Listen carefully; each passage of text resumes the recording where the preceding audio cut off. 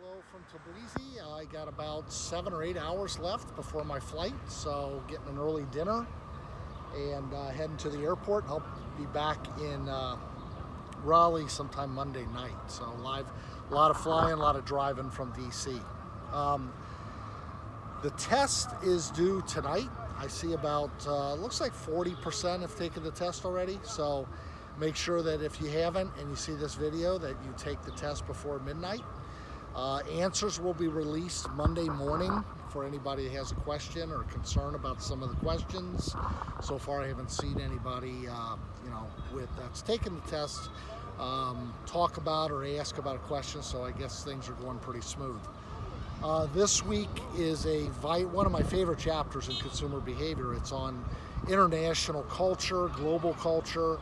To me, probably nothing is more important than understanding the differences that are happening with culture and are happening with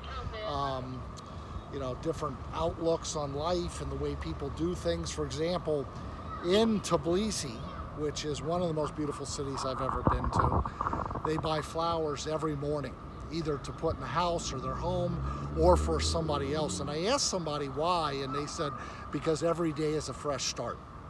And so they have a positive outlook, and they're extremely friendly, but yet they don't smile and wave and say hello when you pass them in the streets. If you stop them and ask a question, within 30 seconds, they're talking and smiling, and they're extremely helpful. So, that's part of their culture. They're a wine culture. This is where the wines are made. This makes Napa Valley look minor.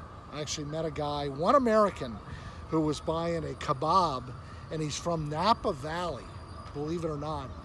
And he said he was out to check out the differences between California and Georgia wines. So they are definitely a wine culture.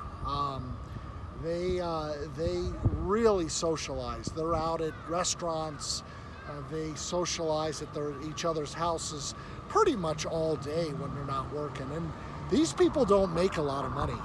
The tour guide I had for the day told me he makes about $300 a month. Now you can imagine, and he's very happy. Now he's 25 years old, he still lives at home, but he knows that he's not making enough to move out and sustain his livelihood, but he's got a really good attitude, and he's trying to figure out what he wants to do or what he can do to make a lot of money or enough money. Money isn't the main priority here. It's friends, it's wine, it's enjoying life, but they also realize that $300 a month isn't going to support them or let alone a family. So culture around the world is fascinating. Culture is something that if you're in business or marketing, you have to understand how people buy, how people think, what people do, and it's completely different than us.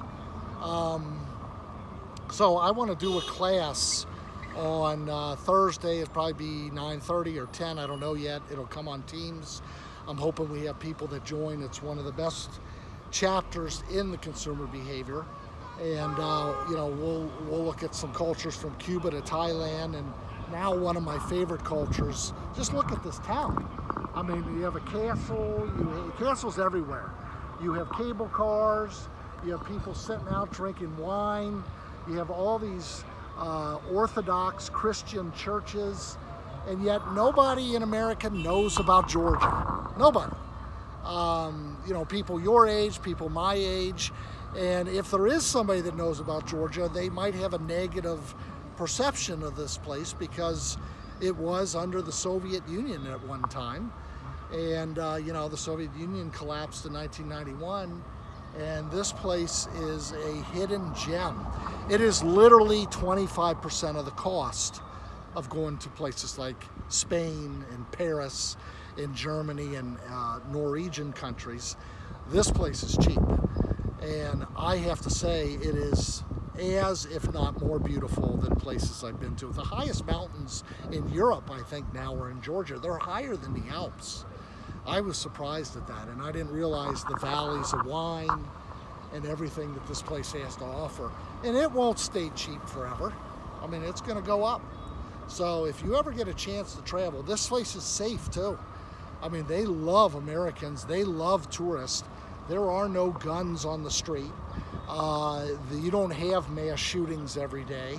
People, if there wasn't a curfew at night, people are out and they're super friendly. So this is the place to come, especially if you haven't traveled and you want to see another culture, another part of the world that's safe, cheap, and I can guarantee you this, one of the most beautiful places I've ever been. So anyway, we will see each other for those that dial in live on Thursday, talking about culture, and you guys take care.